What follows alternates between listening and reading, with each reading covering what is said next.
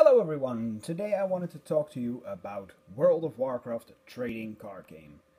I am a great fan of the PC game, it is on right now as we speak, and I thought to myself while fishing and wandering through the world, hey, let's make a video about the card game. Now, I wanted to start off this series by showing you the Deadmines dungeon deck, as the Deadmines has always been my favorite dungeon ever. Now, the idea behind the dungeon decks is that you play with a couple of friends. You can play with 2 players. I cleared it with a friend of mine, or you can play it with a group of 5 or somewhere in between. Depends on the decks you're using. My friend and I were using customized decks. We played those decks at tournaments and it was quite easy to clear. But I guess that if you're using starter decks, then 2 would be quite difficult. As you all know, the card game doesn't exist anymore. It has been discontinued by Blizzard. Mostly because they wanted to clear the budget for Hearthstone, which is a shame, I think. I like Hearthstone, but I like card game better. Right, let's get on with the deck, shall we? So, the dungeon hero that you're playing against is Captain Cookie. He starts off as a level 1, 50 HP, 0 damage, and level up 10. At the start of the dungeon turn, before flipping any cards, level up Cookie if any raiding hero has 10 or more damage. Right. And flip 2. At the start of the dungeon turn, flip 2 dungeon cards. This is how the game is played. It has Assault 3, long range, those are the normal abilities. Each and every turn, 2 cards from this deck will be flipped over and will be active. So no one is actually playing the dungeon deck. The deck plays itself. And once a player has 10 or more damage, it flips to level 2. The thing that changed is actually not much. The only thing is that it level ups at 20 now. Okay, so if you have 20 or more damage, levels up to level 3. Which doesn't, well, no, it only changes the flip. Flip 3 now, instead of 2. So you'll get beaten a lot harder. Right, the level up for this one, at the start of the dungeon turn, before flipping any card, level up Cookie if any raiding hero has been destroyed. So if one of your allies is dead, no more, flips to, not this guy, but his daughter, Vanessa Van Cleef.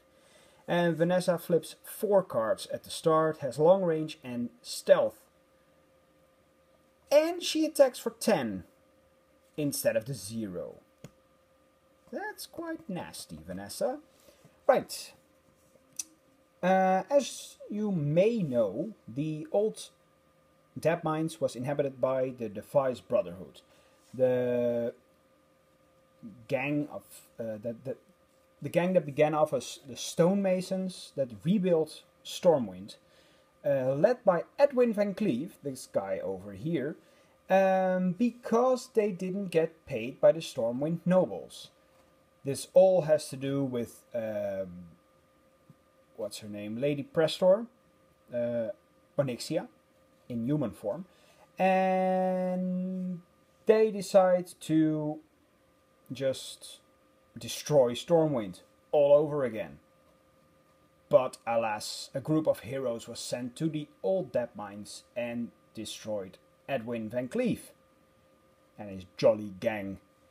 And Vanessa is the one who avenges her father. About 4 years later, when the Cataclysm has arrived, the Deadmines is empty, and she riles up the remaining lot. That is the Defiance Brotherhood, or what's left of them. And she starts it all again. And then you enter the dungeon and she remembers you. Bum bum bum. Now, alright, let's get to the deck of cards the dungeon is playing with. So we have several bosses, just like the game. We have Admiral Ripsnarl, you know, the one that constantly disappears. He has 12 HP, 6 attack, he has stealth and a thirst for blood. He attacks the raiding ally with the highest printed health if able. If unable to attack allies, he attacks the marked hero. I can't remember what marked means, but I guess it makes sense. Right, the backs are the same, that's cool. Foe Reaper 5000, also a boss, Assault 5, Ferocity, and his Overdrive. While Foe Reaper has 5 or more damage, he has an additional Assault 10. His attack is 0, his health is 10. Glubtok, another boss. The first one you encounter in the dungeon. 0 attack, 12 health, arcane power. When Glubtok attacks, roll 2 6-sided dice. He has Assault X this turn, where X is the sum of those rolls. So that's Glubtok. Next up, Helix Gearbreaker. Also a boss. The Goblin Rogue that sits on top of the Lumbering Oaf. Helix has Elusive, Ferocity and Untargetable while Lumbering Oaf is in play. Has 6 health, 6 damage. Oh, whoops. Yeah, that's doable. The Lumbering Oaf, summon Helix. Oh wait, it's Untargetable. Alright, and Elusive, never mind. Okay, so the Lumbering Oaf has 4 attack, 8 health, and it has Summon Helix. When Lumbering Oaf enters play, search the dungeon deck for an ally named Helix Gearbreaker. Reveal him and put him on top of the dungeon deck. Yeah, so these two basically enter play together. If you have him first, that is. Next up, the non-bosses. The Device Invoker. 4 times. It is a human mage. They are spread throughout the dungeon. 5 fire attack and 3 health. And it has long range. Defenders deal no combat damage to this ally. Defiance Pirate. Of course, from the ship at the end of the dungeon. They are all building. Ferocity. They can attack immediately. 1 health, but it has 4 attack. That's quite nice. Especially with the Ferocity. Defiance Squall Shaper. Also times 4. 3 attack, 2 health. When his ally enters play, she deals 3 frost damage to each raiding hero. To each. Wow. Defiance Watcher. You might recognize this one as well from Hearthstone. It's a much played card in that game. But here it is something completely different. Instead it has 5 attack, 5 health. And when this ally is dealt damage by a raiding hero or ally, if this ally has exactly 4 damage on him, that character's controller gains control of him. Right, so you can just control these. Nice. Also 4. Kobold Digger. 2 attack, 2 health. When his ally enters play, he deals 2 melee damage to each ally in the marked hero's party. Again with the marked. What does it mean? Mine Bunny. 4 times. A 3/3. When this ally enters play, each raider discards a random card. Cool. Ogre Bodyguard. Also 4 times. I'm guessing everything is 4 times in this deck. 2/4. While this ally is ready, prevent all damage that would be dealt to him. Nice. Vapor from Admiral Ripsnarl. A 4/2. It has stealth. This ally can't be protected against. and it is untargetable. Huh. Right, now we get to the dungeon abilities. These are all the allies, the bosses that you'll have to face, and these are the abilities that will trigger. A potent plan. Dungeon allies have +5 attack this turn. Nice. Biding her time. Each raider chooses a non-hero card he controls and puts it on top of its owner's deck. Nice, nice, nice. The Brotherhood assembles. Reveal the top 3 cards of your dungeon deck. Put each revealed dungeon ally into play and the rest into the graveyard. Ho ho ho! Oh my god, does a boss count as an ally? Oh my god, it does. Imagine if you just pull 3 bosses, then the whole party is screwed. Wow. Building her forces. Attached to the dungeon ally with the highest printed health. Ongoing, which means it stays in play. Attached ally has +5/+5. The Captain's Command. The dungeon hero deals 3 melee damage to the marked hero for each dungeon ally in play. I believe one of the party members of the raiders is marked each turn. I believe that's how it was. I don't know where the booklet is with the rules for the dungeon decks, but I slightly remember something about it now. Right, the casualties of war. Each raider rolls a die and then chooses and destroys, well, for 1 to 3, an ally he controls, for 4, an equipment he controls, 5, an ability he controls, or 6, a resource he controls. Quite nice. The Fires to the Core. Dungeon allies have +2 attack and ferocity this turn, so they can attack immediately. Basically, haste. The die is cast. It is ongoing. If this ability enters play, the marked hero's controller gains control of it. For 1, destroy this ability. Interrupt target dungeon ability. Cool. So basically this ability goes to someone. He can destroy it and interrupt dungeon ability. So they're not all bad for you. Do or die. The marked hero's controller chooses 1. He discards 3 random cards, or he chooses and destroys 3 allies he controls. Ho, ho, ho. Enjoy your fiery deaths. Attached to the marked hero. Ongoing. When a dungeon ally enters play, it deals 3 fire damage to attached hero. Sweet. Hope is lost. Each non-marked hero's controller chooses and destroys an ability, ally, or equipment he controls. Insane. I always excelled at poisons. Each raider chooses and destroys allies he controls until he controls exactly 1. I'm taking you all with me. Each raider discards his hand. For each card discarded this way, that raider draws a card and a dungeon hero deals 1 fire damage to his hero. Wow. Wow, that's cool. That's cool.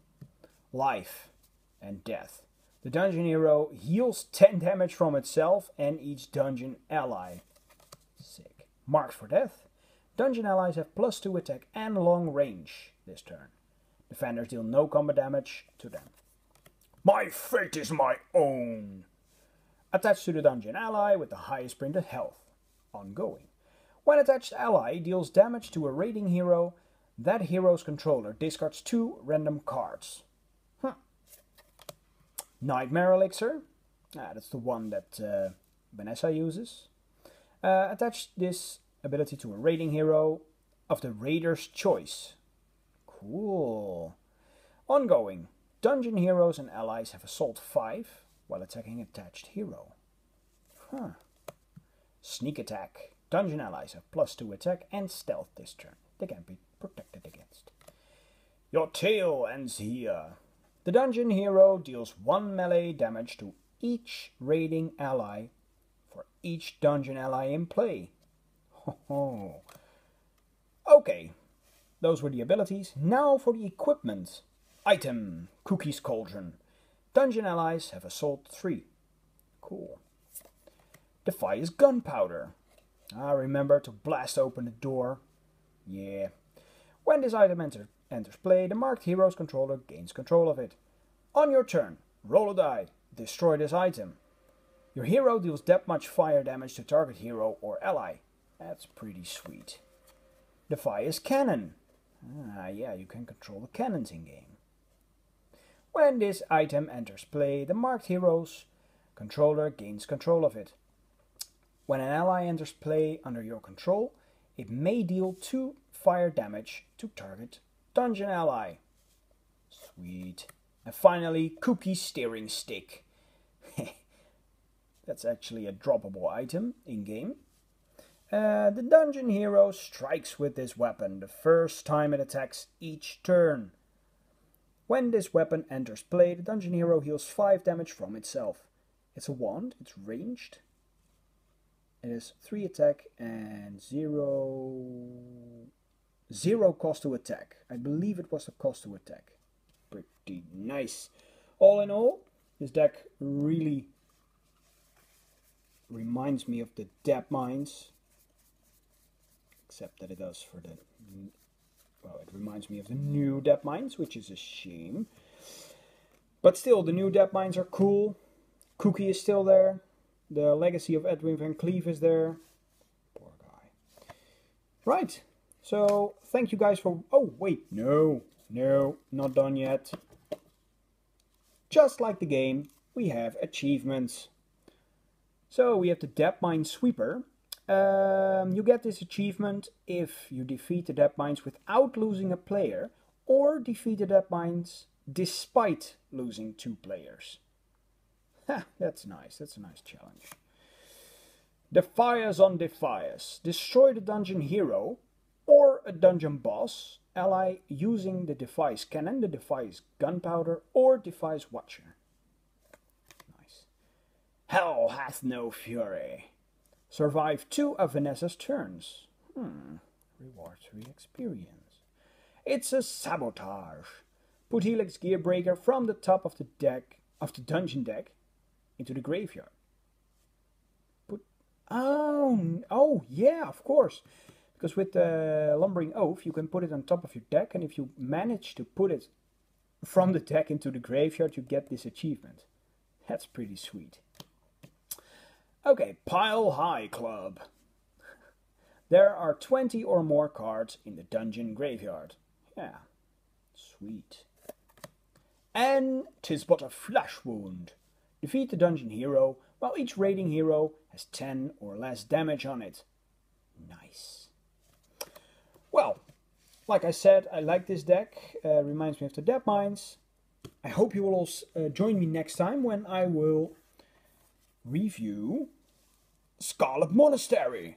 Oh no. Thanks for watching, everyone, and see you next time. Bye.